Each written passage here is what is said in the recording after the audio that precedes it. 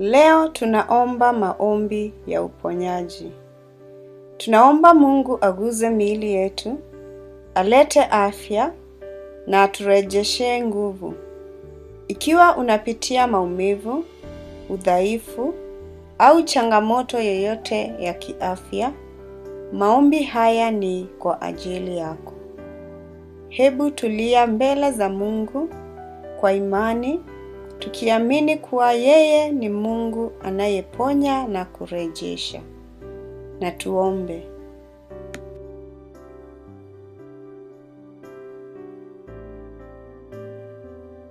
Baba wa mbinguni, nakushukuru kwa zawadi ya uhai na kwa pumzi ninayovuta leo. Asante kwa upendo wako usioisha na rehema zako mpya kila asubuhi. Kama ilivyoandikwa katika Maombolezo 3:22. Nakushukuru kwa kuwa wewe ni mwaminifu na mwenye huruma.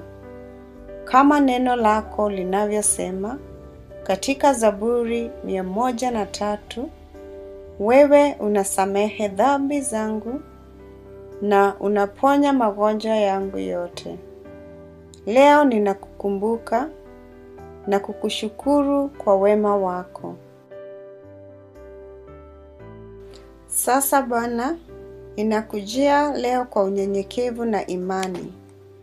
Neno lako linasema katika Isaya 53 kwamba kwa kupigwa kwake sisi tumepona. Ninaamini ahadi hiyo juu ya maisha yangu. Bwana, wewe ni Yehova Rafa, Mungu anayeniponya. Kama ilivyoandikwa katika Kutoka 15:26. Wewe ndiwe Bwana unayeniponya. Naomba uguze mwili wangu, uondoe maumivu, uondoe udhaifu na urejeshe nguvu zangu. Neno lako pia lasema katika Yeremia 30:17 kwamba utanirejeshea afya na kuniponya majeraha yangu.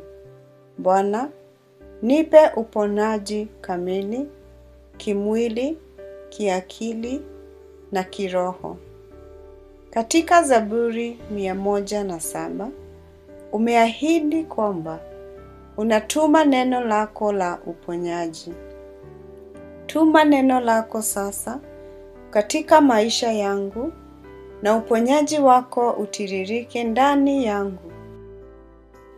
Ninakutegemea Bwana, kwa sababu kwako hakuna lisilowezekana.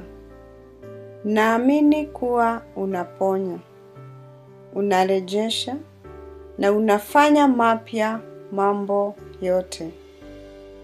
Asante kwa uponyaji wako. Katika jina la Yesu naomba na kuamini. Amina.